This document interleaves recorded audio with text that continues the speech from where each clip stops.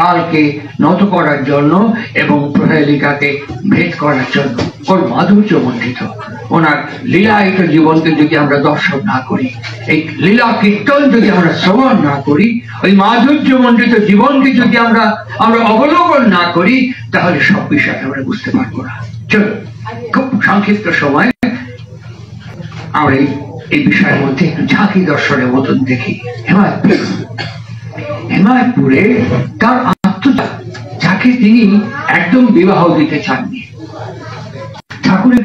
ঠাকুরের যে সুকন্যা সাধনা দেবী, যাকে তিনি বিবাহ দিতে চাননি, যাকে তিনি কাশী বিশ্ববিদ্যালয়ে সংস্কৃতজ্ঞ করতে চেয়েছিলেন। এই বিষয়টার অনেক অনেক আলোচনা আছে, আমি নিজেও শুনেছি তার সে মুখে। তার সহধর্মিনী, তার অর্ধাঙ্গিনী, তার মনোবৃত্তানুসারিণী বড় মা বারে বারে ঠাকুরকে বলছেন, মেয়ে বড় হলো, বিয়ে দেওয়ার ব্যবস্থা করো, মেয়ে বড় হলো, বিয়ে দেওয়ার ব্যবস্থা করো। ঠাকুর শুনছেন। তারপরে একদিন তিনি মাকে বললেন, বড় আমার না সাধনা বিয়ে দেবে ইচ্ছে করে না। আমি বিশেষ বিস্তারিত কথোপকথনে যাব না, উপসংহারে বলবো, বিবাহ হলো।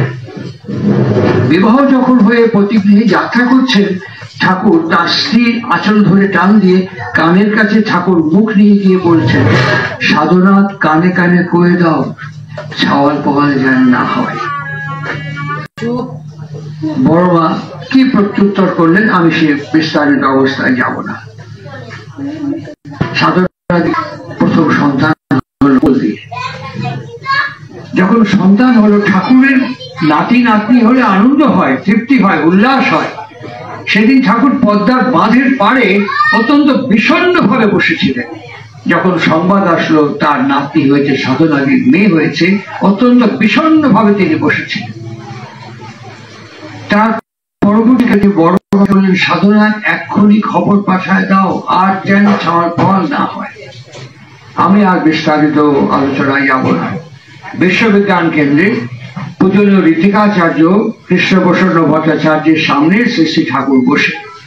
কৃষ্ণপ্রসন্ন ভট্টাচার্যের ডায়েরি দেখবেন, দিনপঞ্জি প্রথম খণ্ড, দিন দিয়ে তারিখ দিয়ে পরপর কি কি প্রোগ্রাম সেগুলো নোট ডাউন করা আছে। এই কথোপকথনের মধ্যে হঠাৎ কেবল আসলো, সাধনা ইজ নমর। খবরটি ঠাকুরকে শোনানো হলো, সাধনা তার আত্মজা আর নেই। খবরটি শোনার পর আমাদের কেমন হয়, তার কেমন হয়েছিল, আমাদের কি মন হয়, তার মন কেমন হয়েছিল। বাসুদেব সর্বমিতি কেমন হয়। তিনি আকাশের দিকে তাকালেন, নীল আকাশের দিকে। আহ বলে দুটো চোখ কাপড় টুপুর হয়ে গেল। চোখ বন্ধ করলেন, গাল গড়িয়ে জল নেমে যাচ্ছে বুকের ভিতর দিয়ে। সামনে ঋতিকাচার্যকে বলেন, আপনার সাথে যান কনে যাওয়ার কথা ছিল, কেমিক্যাল ওয়ার্কসে স্কিজোমাইসিস দেখার জন্য। কালো চপ্পলে পা দিয়ে চলে যাই, ছোট ছোট পা ফেলে ফেলে হাঁটতে চলে গেল। কোন সন্তান বিয়োগ হওয়ার ব্যক্তি যদি ওখানে দাঁড়িয়ে থাকেন, নিঃসন্দেহে ওই মানচিত্রটিকে অনুভব করতে পারবেন। একটা মানসিক কাঠামোতে যদি উনি উত্তরণ ঘটাতে পারেন, আমিও চেষ্টা করলে পারি। এই কম্প্রোমাইজিং অ্যাটিটিউডটা পারফেক্টিং অ্যাটিটিউডের দিকে ধীরে ধীরে ধীরে ধীরে গ্রো করতে থাকে। এই মানচিত্র না দেখলে ফিলোসফি এবং থিওরি আমাদের ভেতরে ইনহেরিট করাতে পারে না। দ্বিতীয়ত এটি যে কিভাবে ইনহেরিট করেছিল, যখন স্কিজো অ্যাম্পেল তৈরি হলো, স্কিজোমাইসিটিং, আমরা যে কোনো ওষুধ তৈরি করার পর কি করি আমরা গিনিপিগ, খরগোশ, এদের উপরে, ইঁদুর, এদের উপরে প্রয়োগ করি। ঋতিকাচার্য কৃষ্ণপ্রসন্ন অ্যাম্পেলটা কার উপরে প্রয়োগ করেছিল জানেন? তার স্ত্রী সুষমা দেবীর উপরে। এবং সুস্থ মানুষের মধ্যে যখন কালাজ্বরের ইঞ্জেকশন পরীক্ষা করছে, সুস্থ ভালো মানুষ তিনি মুহূর্তের মধ্যে অজ্ঞান হয়ে গেলেন। 8 ঘন্টা অজ্ঞান হয়ে পড়েছে, মরণাপন্ন অবস্থা। কৃষ্ণপ্রসন্ন প্রয়োগ করে ভাবছেন, কি করলাম, আমি তার ফিরিয়ে আনতে জানি না, প্রয়োগটা জানি, প্রত্যাহার করতে তো পারবো না। যিনি কালাতীত ব্যক্তিত্ব, এই যে উপনিষদ বলেছেন, তিনি রহস্যের গুহার মধ্যে বাস করেন, অন্ধকার গুহার মধ্যে। প্রীতিকুমার খুব সুন্দর করে যে একটা অস্ত্রের কথা নাম করে, যে অস্ত্র কথাটাকে ঠাকুর বলছেন অস্ত্র, যিনি আমাদের সংকটজনক অস্তিত্ব থেকে ত্রাণ করেন, তার নাম হচ্ছে অস্ত্র। শস্ত্র প্রয়োগ করেছেন, মানে যিনি আমাদের শাসন করতে করতে, নিয়ন্ত্রিত করতে করতে ওই অবস্থায় উপনীত করতে পারেন, তার নাম হচ্ছে শস্ত্র। সুতরাং এই একটি জায়গায় অস্ত্র এবং শস্ত্র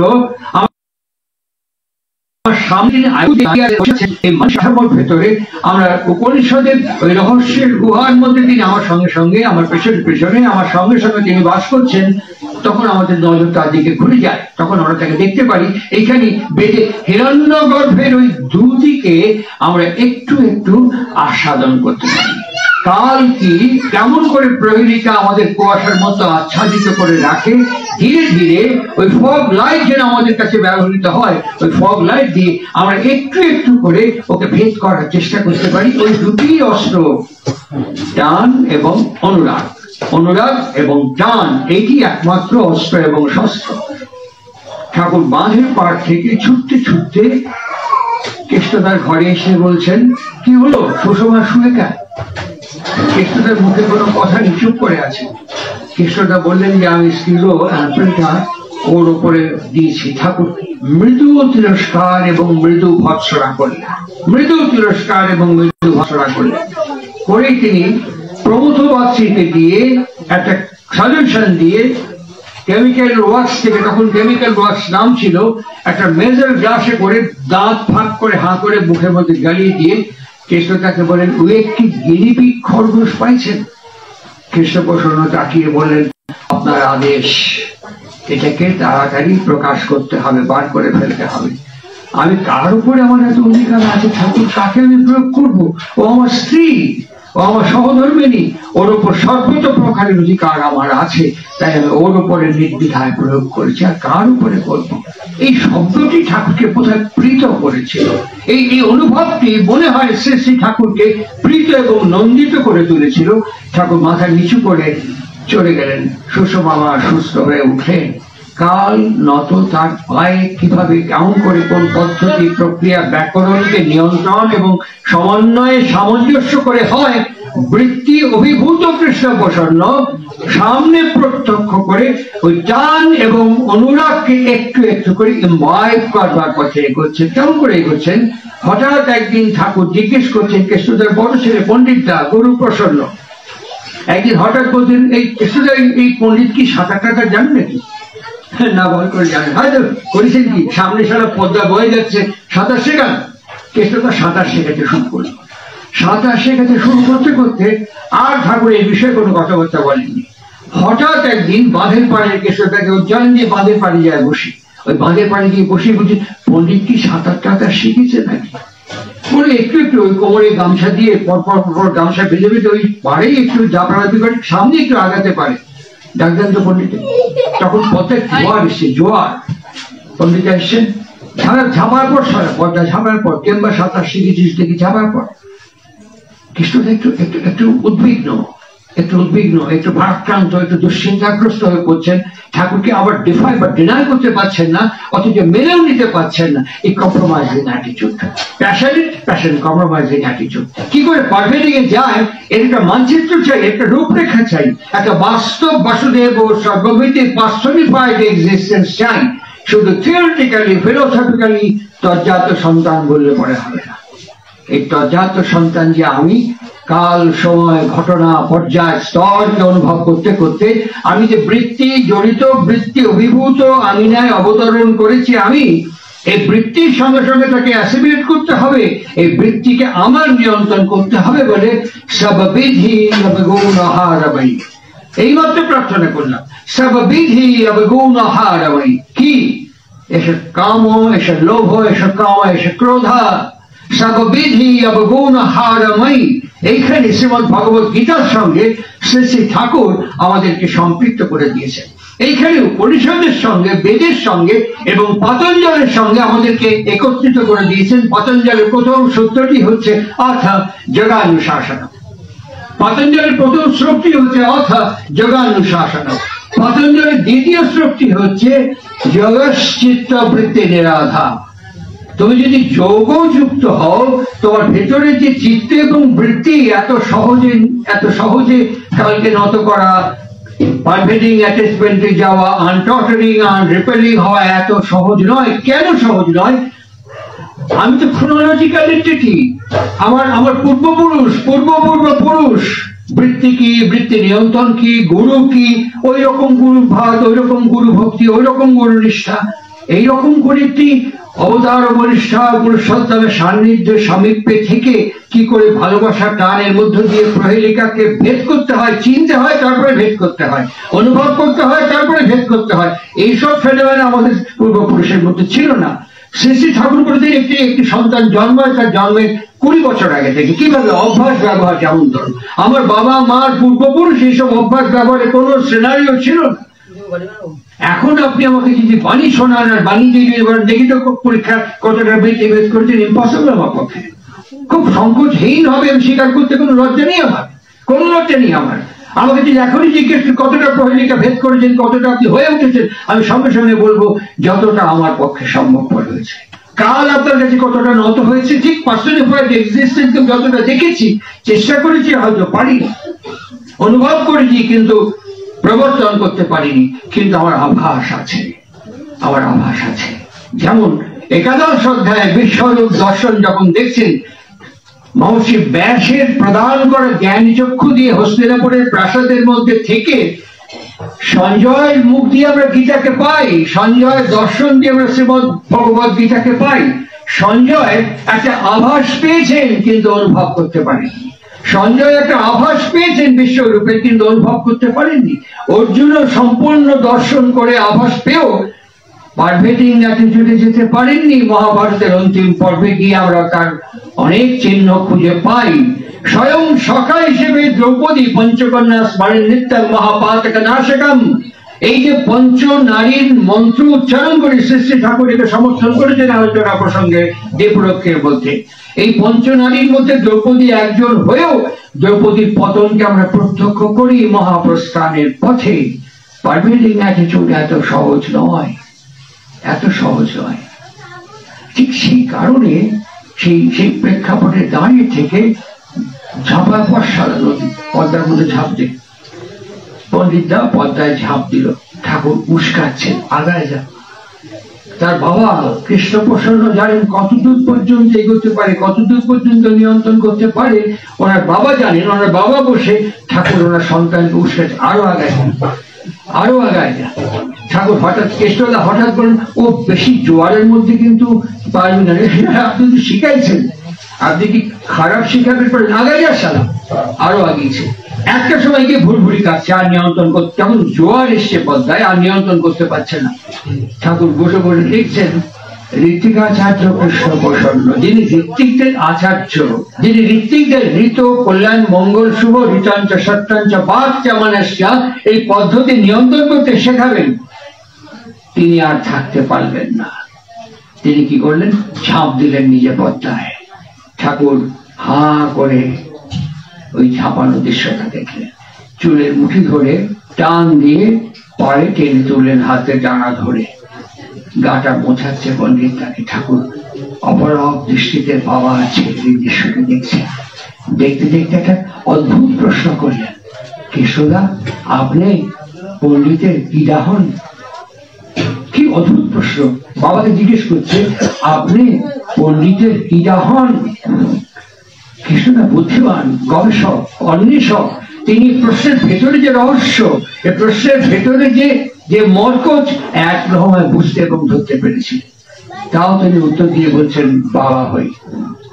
ঠাকুর পা থেকে মাথা পর্যন্ত দেখে বলছে সামান্য একখান পাপ, সামান্য একখান পাপ এক ছাওয়ালের জন্য ঝাঁপ দিয়ে পড়ে সারা চুলের মুঠি ধরে পাড়ে তুলেছে। আর যাক আপনারা বিশ্বপিতা কন, পরম পিতা কন, আপনারা ভুরভুরি কাটলে তিনি যে দেখতে পান না, তিনি যে বুঝতে পারেন না, তিনি যে চুলের মুঠি ধরে হাত ধরে আপনার ঘরে পাড়ে তুলবেন না, এই বিশ্বাসটাই এখনো ঠিক ঠিক প্যাকে ওঠে নাই। কালো চপ্পলে পা দিয়ে একা একা হাঁটতে হাঁটতে চলে গেলেন। ঠিক এইখানে ঋত্বিকাচার্য অনুভব করতে পেরেছিলেন পারভেটিং অ্যাটিটিউড কাম করে হয়। কালকে কেমন করে নত করতে হয়। এটা একটা শ্রেণী, বুদ্ধিজীবী শ্রেণী, এটা একটা শ্রেণী, বিচার বিশ্লেষণ করার শ্রেণী, এটা একটা শ্রেণী যারা এইভাবে নেতি নেতি করে আস্তে আস্তে এগিয়ে যায়, হাইপোথিসিস করে না। আর একটা শ্রেণী আছে বিল্বমঙ্গল, আর একটা শ্রেণী আছে বিল্বমঙ্গল, কাল নত তার পায়ে। চিন্তামণি যখন বিল্বমঙ্গলকে সাপের লেজ ধরে, বিল্বমঙ্গল যখন চিন্তামণির ঘরে গেছেন, তখন চিন্তামণি বলেছে, ঝড় জল তুফানের রাতে তুমি আমার সাথে সহবাস রমণ করবার জন্য এই সাপের লেজ ধরে উঠে এসছো। তুমি যদি তার জন্যই অনুরাগ টানটা ব্যয় করতে, কি হতো বলতো বিল্বমঙ্গল? একটা সামান্য শব্দ বিল্বমঙ্গলের প্রাণকে টাইফুনের মতন কাঁপিয়ে দিয়েছে। চিন্তামণির খোপার কাঁটা দুটো নিয়ে, তাই হোক চিন্তামণি, তাই হোক, এখন থেকে বিল্বমঙ্গল আর চিন্তামণির কথা ভাববে না, তুমি যার কথা বললে সে মাধবের কথা ভাববে। এক লহমায় দুটো মণিকে অন্ধ করে দিয়ে ওই সাপের লেজ ধরে বিল্বমঙ্গল নেমে গেল। এক লহমায় পারভেটিং অ্যাটিটিউডে পৌঁছে যায়, এক মুহূর্তে পারভেটিং অ্যাটিটিউডে পৌঁছে যায়, পারভেটিং অ্যাটিটিউডে পৌঁছে যায় দুর্গানাথ সান্যাল। দুর্গানাথ সান্যালের 3টে বাচ্চা ঘরের মধ্যে কাঁচে নামধান করছে। নামধান করতে করতে এত বিরক্ত হচ্ছে বাচ্চাদের চিৎকারে, উনি এক সময় বলে ফেললেন, ইশারে এত উৎপাত করে নামধানের সময় একটা মরেও না।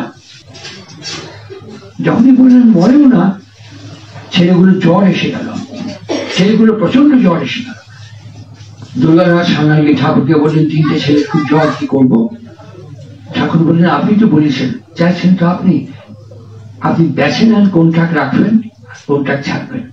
ঠাকুর নিজেই বিধান দিয়ে বলছেন, ছোটটাই দিয়ে দেন, ওটার সাথে তো কম সম্পর্ক, আগেগুলো তো অনেক বড় হয়েছে, মাখামাখি করেছে, ছোটটা দিয়ে দেন। ছোট ছেলেটা মারা গেল। দুর্গানাথ সান্যাল কাঁদবে কি?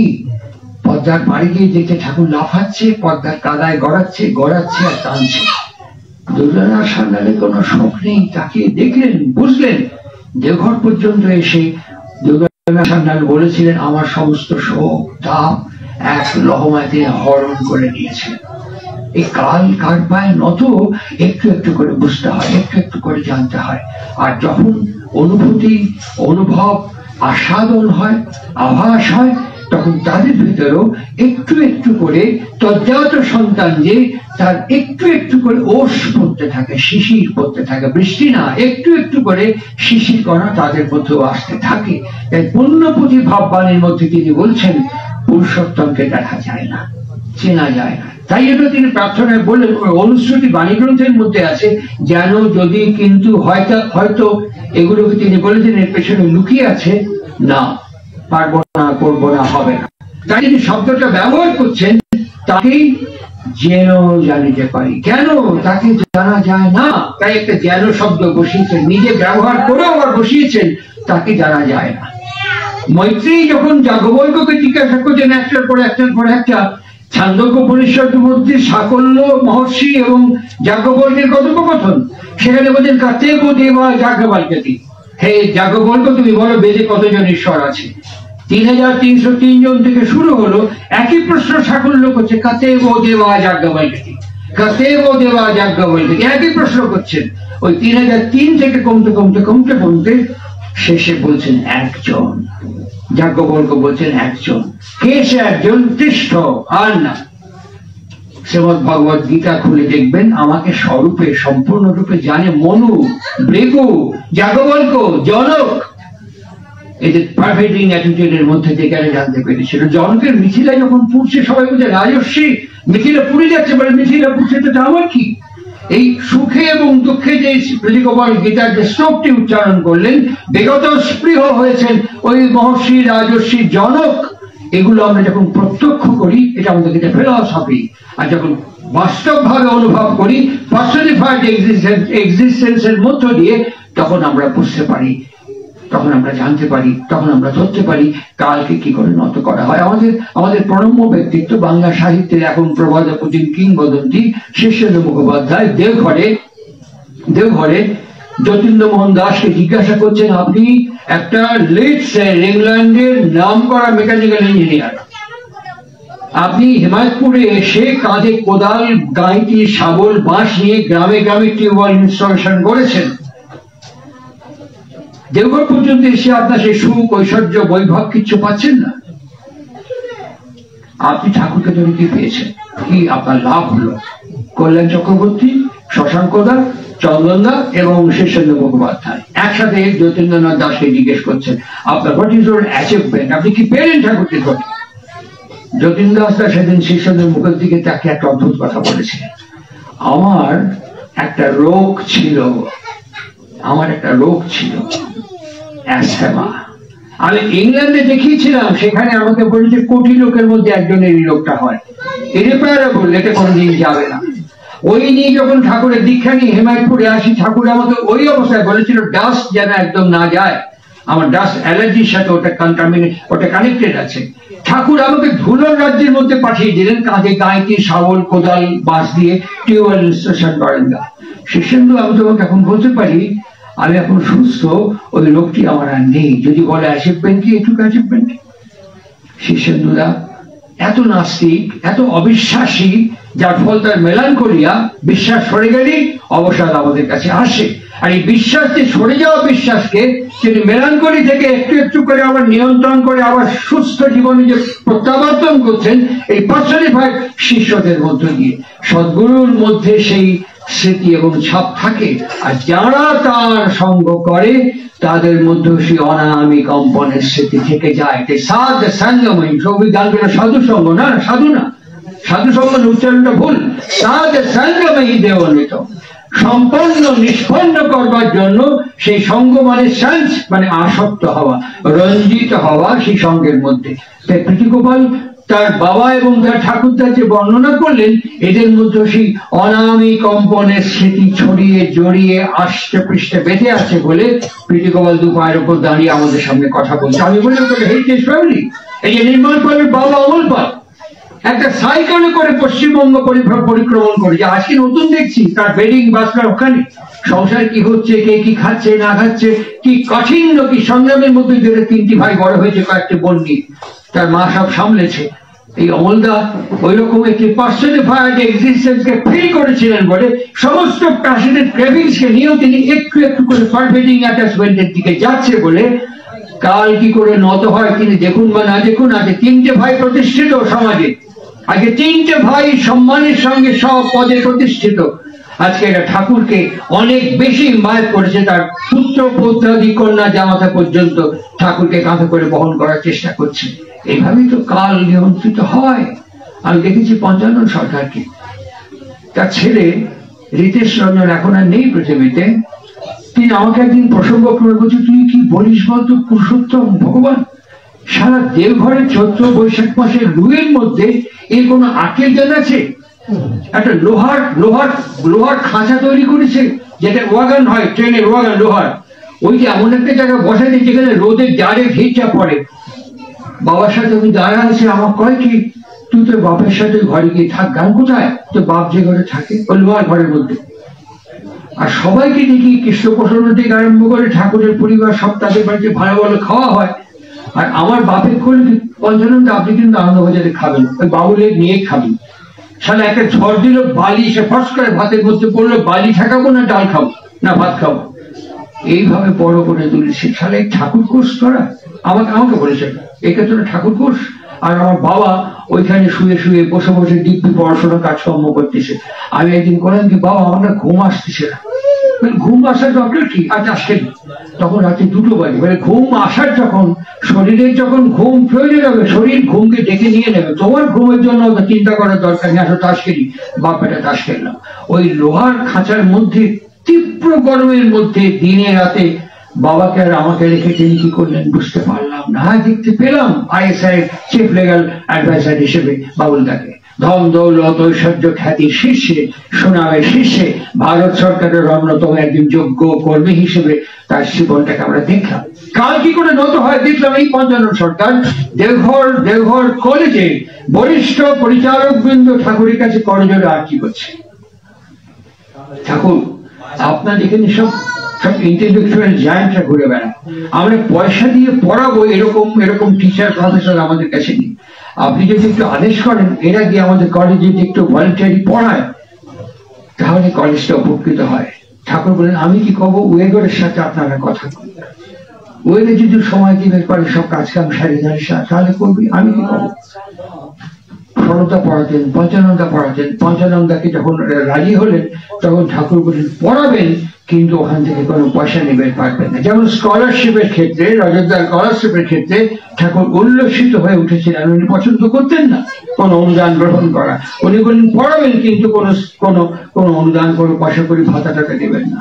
পঞ্চানন্দা পড়াতে পড়াতে এইরকম চৈত্র এবং বৈশাখের কাঠ ফাটা রোদ, মাটিগুলো ফেটে যাচ্ছে। তখন দেওঘরে আমরা থাকি, দেওঘরে সকাল 9টার পরে আর কেউ বাইরে বেরোয়, স্কুল কলেজ অফিস সব বন্ধ 9টার পরে, আবার বিকেল থেকে। আমরা ঘরের মধ্যে, তখন তো এসি বেশি ছিল না, ঘরের মধ্যে ওই ড্রেন গুলো কাদা দিয়ে বন্ধ করে দিয়ে এই 1 হাঁটু পরিমাণ জল যারা থেকে নিয়ে ঘরের মধ্যে জল দিয়ে ফ্যান ছেড়ে দিতাম, ওই ঠান্ডাটা থাকতো। কি সাংঘাতিক কষ্ট ওই অবস্থায় কাটানো। সবাই পঞ্চানন্দাকে বলছেন আপনার ঠাকুর তো পুরুষোত্তম, একটু বৃষ্টি আনতে বলুন। পঞ্চানন্দা বলছেন রোজ ডে আফটার ডে একই কথা, আপনার ঠাকুর তো পুরুষোত্তম, একটু বৃষ্টি আনতে বলুন। আরে বৃষ্টি আনবে কি, বৃষ্টি আনবো কি করে? শুনতে শুনতে শুনতে শুনতে একদিন সরাসরি ঠাকুরকে প্রণাম করে বলছে, জানেন আমাকে কলেজে সবাই বলে যে আপনার ঠাকুর পুরুষোত্তম, বৃষ্টি নিয়ে আসুন, একটু বৃষ্টি এনে দিন। খুব ক্যাজুয়ালি কথাটা বলেছেন। ঠাকুর এরকম করে কান দিয়ে শুনুন যে কন কি পঞ্চানন্দ, এসব আখাম্ব কথা শুনলেন, কন কি করে? আচ্ছা, পাবনা থেকে হিমায়তপুর থেকে দেওঘর পর্যন্ত কখনো কি আমার মুখে শুনেছেন যে আমি অন্ধকারে আলো ফুটাই দিতে পারি, বৃষ্টি দিয়ে দিতে পারি? এসব আখাম্বা কথা শুনেছেন? পঞ্চানন্দ কিছুক্ষণ ঠাকুরের দিকে তাকিয়ে থেকে বলেন ওসব বাদ দিন, আমি প্রবলে বিশ্বাস করি আপনি বৃষ্টি আনতে পারেন। যেই কথাটা পঞ্চানন্দ উচ্চারণ করেন, ঠাকুর সঙ্গে সঙ্গে ওই ভলিউম, ওই ডিগ্রা ভাইব্রেশনের উপর দাঁড়িয়ে বলেন, তা যদি সারা বিশ্বাস করেন ওই ফাঁকা মাঠে দাঁড়ায় 2 হাত আকাশের দিকে তুলে কনগা, বৃষ্টির যে দেবতাই থাকে থাকো 8 ঘন্টার মধ্যে নামে আসো।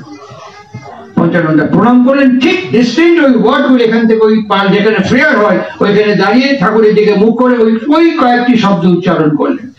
যারা এখনো সেই ঘটনার সাক্ষী, জিজ্ঞেস করে দেখবেন ঘড়ি ধরে 30 মিনিট ঝাঁকিয়ে বৃষ্টি হলো সারা দেওঘরের মধ্যে, একদম 30 মিনিট হলো।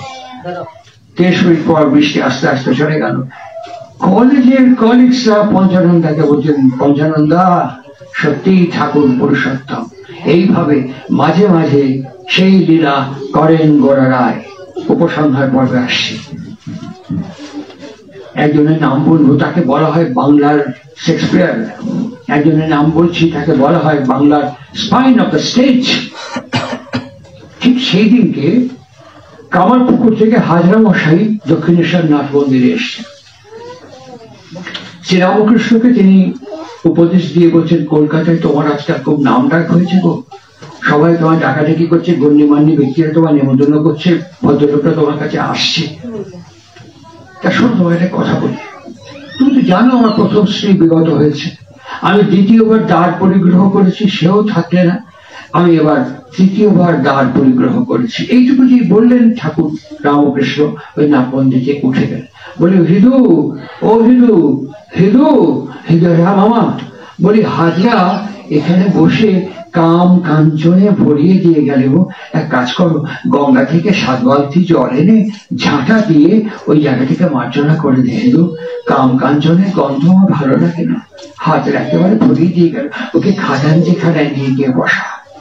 সেই রাতে, ঠিক সেই রাতে ঠাকুর আছো স্টার থিয়েটারের ঘোড়াগাড়ি করে গিরিশচন্দ্র আসছেন ডাকতে ডাকতে। ঠাকুরের ভাইপো রামলাল চট্টোপাধ্যায় তখন তার ঘর থেকে শুনেই তিনি এসেছেন। ঠাকুর বলতে, যা রাম এলো, যা যা শিগগির যা, বেহেড হয়ে চলতে চলতে আসছে, পড়ে যাবে গো। বলি গিরিশকে ঘরে, আমার ঘরে নিয়ে আয়। গিরিশ ঘরে এসে বসলো, বসেই বলছে, জানো ঠাকুর, আমার ছেলে খুব জ্বর, মেডিকেল কলেজে সাহেব ডাক্তার দেখেছে, বলেছে বাঁচবে না। আমার বউ আমাকে অনেকবার কানে কানে বিড় করছে। আমি আমার লোককে, চাকরকে তোমার কাছে পাঠিয়েছিলাম চরণামৃত নেওয়ার জন্য, আর তুমি ভবতারিণী চরণামৃত দিয়ে পাঠিয়েছ। হ্যাঁ, তুমি ভবতারিণী চরণামৃত দিয়ে পাঠিয়েছ। যখন চাকর আমায় বললে, ঠাকুর বললেন মায়ের চরণামৃত দিয়েছি, আমি সে বোতল ছুঁড়ে ফেলে দিয়ে নিজে নিজে এসে গঙ্গায় ডুব দিয়ে আমি যে বোতলে খাই না, সেই বোতলেই গঙ্গার জল ভরে তোমার কাছে নিয়ে এসেছি। রামলাল দাঁড়িয়ে, এই রামলালও শিগগিরি একটা বড় কাঁসার থালা নিয়ে এসো দেখি। কি হবে? আনো দেখি। কাঁসার থালাটা পায়ের কাছে পেতে বলছে, ঠাকুর পা দুটো করে রেখে দাও। ঠাকুর বলছে, আমার পা কি হবে? রাখো বলছি। এর আগে হাত ধরে তুলে দিয়েছে, 2-3 বার ধাক্কা দিয়েছে। ঠাকুর আস্তে আস্তে আস্তে আস্তে কাঁসার থালার উপরে পা দুখানা রাখলো। বাঁ হাত দিয়ে বোতল ধরেছে, ডান হাত দিয়ে হাঁটু পর্যন্ত ধুয়ে দিচ্ছে, জল পড়ে যাচ্ছে। ঠাকুরকে বলছে, আমার দৃঢ় বিশ্বাস ঠাকুর, তুমি বললে আমার ছেলে বাঁচবে, আমার একমাত্র ছেলে, তুমি বললে বাঁচবে। ঠাকুর গ্রীষ্মের দিকে তাকিয়ে ডান হাত ভবতারিণী মন্দিরের দিকে তুলে বলছে, মা আমার গিরিশের ছেলেকে ভালো করে দে। যেই কথাটি শেষ হলো, জল ঢালাও শেষ হলো, ঠাকুর পা তুলে নিলেন, গিরিশের থালাটা ধরে নিজে চোখ দিয়ে খেয়ে নিচ্ছে। ঠাকুর শিখিরা, তুই না বললি তোর ছেলেকে চরণামৃত খাওয়াবে? গিরিশ প্রত্যুত্তর করছে, কেন ঠাকুর? তুই যেই মাত্র বললে আমার গিরিশের ছেলেকে ভালো করে দে। আমার ছেলে তো ভালো হয়ে গিয়েছে ঠাকুর। তুমি একদিন আমায় বলেছিলে না, বলি যে বাটিতে রসুন গোলা হয়, যতই মাজো আর ঘষো, ও রসুনের গন্ধ বাটি থেকে চাই নেব। আমি তো অপান্ত চরিত্রহীন অবিশ্বাসী গিরিশ, তোমার এই পূর্ণ পাদোদক পান করে আমাকে একটু বিশেষ হোক ঠাকুর। ঠাকুর মাথায় হাত দিয়ে বলেছিলেন, আমার গিরিশের কি বিশেষ হোক, ঠিক যেন 5 শিকে পাচানার বিশেষ। সেই গিরিশে 1886 1 জানুয়ারি কল্পতরুতে প্রথম প্রসাদ পেলেন, চৈতন্য হোক। এইটি আমাদের প্রার্থনা, এইটি আমাদের সাধনা। চেতনার সাথে মস্তিষ্কের কি সম্পর্ক আমরা আজও জানি না। বিজ্ঞান বলতে পারেনি, এখনো বলতে পারেনি, নানান রকমারি সংজ্ঞা দিয়েছি, কিন্তু পারফেক্টলি ডাইরেক্টলি চেতনার সঙ্গে আমাদের মস্তিষ্কের সম্পর্ক আজও বলতে পারেনি। চৈতন্যের সম্পর্কে কি বলবে? চৈতন্য কেমন তা জানবে কি করে? এই কারণেই মানসী তনু আশ্রিত একজন ব্যক্তিত্বের কাছে থাকা দরকার। আমার উপসংহার পর্বে বলছি, কাল অনামী পুরুষের সঙ্গে অনামী স্মৃতিকে যারা টান এবং অনুরাগ দিয়ে গ্রহণ, বরণ, পালন, পোষণ, প্রবর্তন করবার চেষ্টা করেন, তাদের ভেতরে সেই অনামী কম্পনের পুরুষোত্তমের স্মৃতি কি করে শক্তি আয়ুধ হয়ে কার্যকরী হয়। আমি একটা বাস্তব কথা বলছি। আমার বাবা মাছ, মাংস, পেঁয়াজ, রসুন, ডিম 2 বেলা খেতেন, 1 বেলা না, 2 বেলা। আমার বাবার নাম যদি, আমার পিতৃদত্ত বাবার নাম যেটা আমার পরিবারের বাবাকে নাম দেওয়া হয়েছিল, ঠাকুরদা ঠাকুমা দিয়েছিলেন, ওই নাম বাগবিটিতে সৎসঙ্গে যেখানে বলবেন কেউ চিনতে পারবে না, ব্রজেন্দ্রকান্ত মজুমদার, কেউ চিনবে না। ঠাকুর প্রথম বলেছিলেন, সারা আমি কি যে আসিছে না, একটু গোবর জল দিয়ে ছিটাই দিলে ভালো হয়, সারা সব শুদ্ধ হয়ে যায়। সেই থেকে সবাই গৌরবাবু বলতে বলতে আমার বাবার নাম গৌর মজুমদার হয়ে গেল। আমার বাবা বলছেন যে আমার নামই পাল্টাইতেছে, ঠাকুর ভালো হয়েছে, তুই কোর্টে গিয়ে এফিডেভিট করে নিয়ে গাই নাম। একবার আলিপুর কোর্টে আর পাবনা জাজ কোর্টে গৌর মজুমদার নামটা এফিডেভিট করা আছে। সেই গৌর মজুমদার, আমার বাবা 2 বেলা মাছ, মাংস, পেঁয়াজ, রসুন, ডিম খান। এরকম ভিড়ের মধ্যে, ভক্তদের মধ্যে বাবা বসে আছে। ঠাকুর হঠাৎ বলে, তুই ঋত্বিকা? বাবা ভাবছেন যে আমি তো মৃত্যু কমিটির চেয়ারম্যান, আমাকে এসব বলবেন কেন? সস্তানি বস্তানি নিয়ে আমাকে এসব বলবেন কেন? তুই ঋত্বিকা? বাবা তাকাচ্ছেন, কাকে বলছে? তোক করছি, তোক। তুই ঋত্বিক? আমি? হ্যাঁ। আমি আপনার ঋত্বিক হবে যাবো, যত সব খাবারের ঋত্বিক। কি করি খাবারের ঋত্বিক? সেদিনই শুনলাম আমি আপনার বাড়িতে যাবো, পাথেও দেওয়া লাগবে। সেদিনই শুনলাম আমি আপনার বাড়িতে খাবো, ভোজন দক্ষিণা দেওয়া লাগবে। ঠাকুর এখনই শুরু হয়ে গেছে, এখনই সঙ্গে শুরু হয়ে গেছে, এ কথা বললেন ঠাকুর। বড় পোকার জল দিত, বড়টা আছে, বড় পোকা ওই পাঞ্জা দিই, ঋত্বিকের পাঞ্জা। বড়টা দেখে চোখ পড় পড়ে, একটু দুপুরবেলা বৈদ্যনাথ বাজারে গিয়ে ডিম, মাংস টাংস খাইছে। আপনার বলা আছে সস্তানি নিতে হবে, এই করতে হবে, সেই করতে হবে। ঠাকুর ওটা যদি আমার কওয়া থাকে, বড় পোকা এটা তো আমিই করছি, ও তো সস্তানি নেয়নি, এখনই দিন। সস্তানি দেওয়া হলো, ঋত্বিকের পাঞ্জা দেওয়া হলো, ঠাকুরের দণ্ড দেওয়া হলো। বাবা তারপরও মাছ মাংস খায়। ঋত্বিকের পাঞ্জা পেয়ে আসার পরও বাড়িতে মাছ মাংস খান। আমাদের 14-15 অ্যাসিস্ট্যান্ট ছিল, বাড়িতে খাঁচা ছিল, ইয়াসিনের দোকান থেকে পাঠার মাংস আসতো, বাবা তার মধ্যে মাছ মাংস খায়, কিন্তু আমাদের কোনোদিন খেতে দেয়নি। একদম স্পর্শ করতে দেননি। একদিন সুভাষ মুখোপাধ্যায় কবি শীর্ষেন্দু মুখোপাধ্যায়কে বলছেন, শীর্ষেন্দু তোমার একটা খুব অন্যায় হচ্ছে বাবা হিসেবে। কি? এই দেখো তুমি দীক্ষা টিক্ষা নিয়ে তুমি সাধু গুরু যা হচ্ছে সে আলাদা প্রশ্ন, কিন্তু তোমার ছেলে আর মেয়েকে তুমি নিরামিষ খাচ্ছ কেন জোর করে? এটা তো ঠিক করছো না। শীর্ষেন্দু মুখোপাধ্যায় কবি সুভাষ মুখোপাধ্যায়কে বলছে, সুভাষ দা আপনার কাছে কথা বলি, আপনি তো আজীবন বামপন্থী মার্ক্সবাদে বিশ্বাস করে এসছেন। বলে হ্যাঁ। আপনার ছেলেকে কংগ্রেসে গান্ধীবাদী করবেন? বলে একদমই না। বলে তা যদি আপনি না করেন, আমি যেটা বুঝতে পেরে যে আমার ছেলেকে সেই বিপদে পাঠাবো কেন? বলুন আমি কি অন্যায় করছি? সুভাষ মুখোপাধ্যায় আর কোনো কথা বলেননি। আমার বাবা কি করছেন সে পরের প্রশ্ন, কিন্তু আমাদেরকে তিনি একদম ছুটে দেননি। সেই বাবা আমার ঠাকুরদা গিরিজাকান্ত মজুমদার, আমার ঠাকুরদা, যিনি ঠাকুরের বিরুদ্ধে যে কমিশন গিয়েছিল, পরেশ ঘোষ ছিল সেই কমিশনের বিরুদ্ধ পক্ষের কৌশলী, আর ঠাকুরের পক্ষে কৌশলী ছিলেন রঞ্জিত লাহিড়ী, যার ছেলে চিত্ততোষ লাহিড়ী কলকাতা হাইকোর্টের চিফ জাস্টিস হয়েছিলেন। সেই আমার ঠাকুরদা আশ্রমে গিয়ে ঠাকুরকে দেখে এসেছিলেন। সেই ঠাকুরদা আমার বাবাকে কয়েকবার তেজপুত্র করেছেন ঠাকুর ধরার জন্য, দীক্ষা নেওয়ার জন্য। ওটা ভয় দেখিয়ে তেজপুত্র করেছেন বা তিনি। তা সেই ক্ষেত্রে আমার ঠাকুরদা মরণাপন্ন অবস্থা, শয্যাশায়ী, প্রস্টেট এনলার্জমেন্ট এবং ইনফেকশন, শয্যাশায়ী। ঠাকুরের ছোট ছেলে কাজলদাও দেখেছেন আমার ঠাকুরদাকে, দেখে বলেন গোবরদা আশা খুব ক্ষীণ, খুব শিগগিরই হয়তো কিছু ঘটে যাবে। আমার বাবার তখন চেন প্রোগ্রাম, দীক্ষা এবং উৎসব এবং অধিবেশন।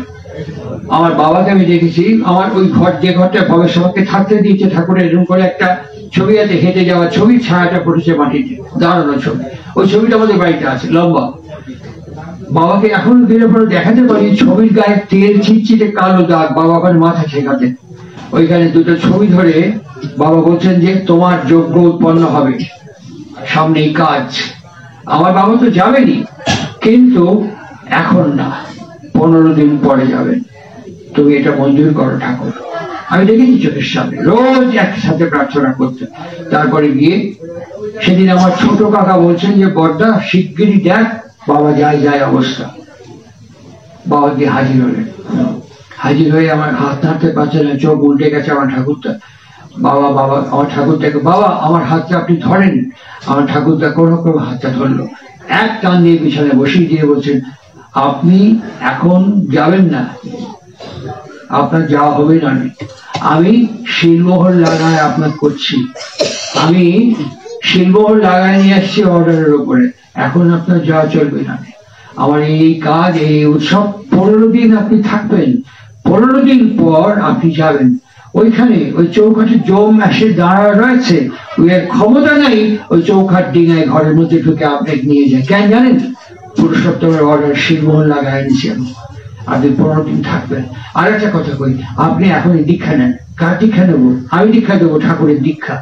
আমার ঠাকুর তো বলছিলেন, হারামজাদা, ছাওয়ালের কাছে দীক্ষা নেবো আমি? বলেন ছাওয়াল না, ঠাকুরের ঋত্বিকের কাছে দীক্ষা নেবেন। উনি বললেন আমি কখনোই দীক্ষা নেব না। বাবা তখন বললেন আমার কাকাকে, এক্ষুনি রামকৃষ্ণ মিশনে যা, আপনি তার পূর্ববর্তী যে অবতার তার দীক্ষা নেন, এখনই রামকৃষ্ণ মিশনে যা, কাল পরশুর মধ্যে দীক্ষা হয়ে যাবে। ঘটনাক্রমে অনেক কাহিনী দীক্ষা হয়ে গেল ঠাকুরদা ঠাকুমার, এবং আমার ছোট কাকাও দীক্ষা নিল। আমার ঠাকুরদাকে আমার বাবা বলছেন, আপনার দুর্ভাগ্য দেখে আমার খুব কষ্ট হয়, আবার আমার সৌভাগ্য দেখে আপনাকে দেখে খুব আনন্দ হয়। আপনি জন্ম দিয়েছিলেন বলেই আমি পুরুষোত্তমকে পাইছি।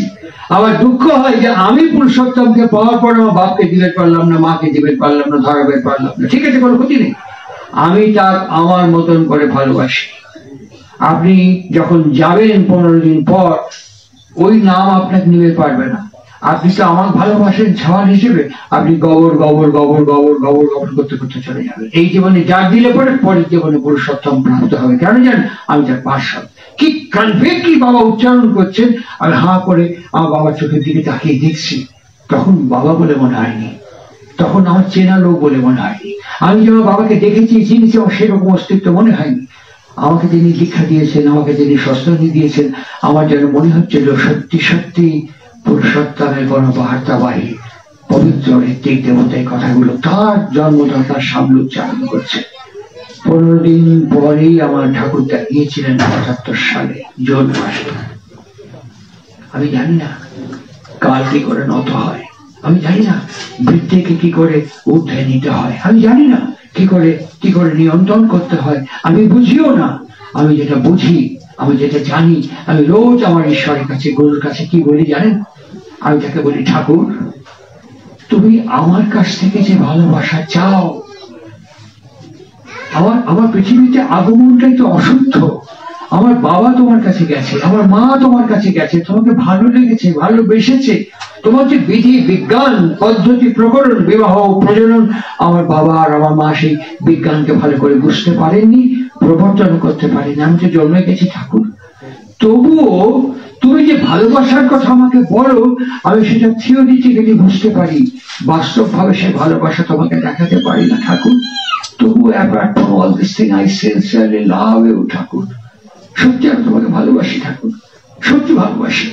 আমার ভেতরে সেই ভালোবাসার শক্তি তুমি প্রেরণ করো, আমাকে তুমি চুলের মুঠি ধরে ছেঁচড়ে যেমন করে সম্ভবপর তুমি আমাকে এটা করিয়ে নাও। I am ready for that। তুমি আমার ভালোবাসা গ্রহণ করো, আমি ভালোবাসা বলতে চাই, বুঝি তুমি গ্রহণ করো। আমি বারবার এই কথাগুলো বলি, আর বলতে বলতে একটা সময় আমার ভেতরে একটা আনন্দের স্ফুরণ হয়, আমার ভেতরে একটা তৃপ্তির স্ফুরণ হয়। আমি ফিল করি তার পাওয়ার, তার এনার্জি আমার মধ্যে বস করছে।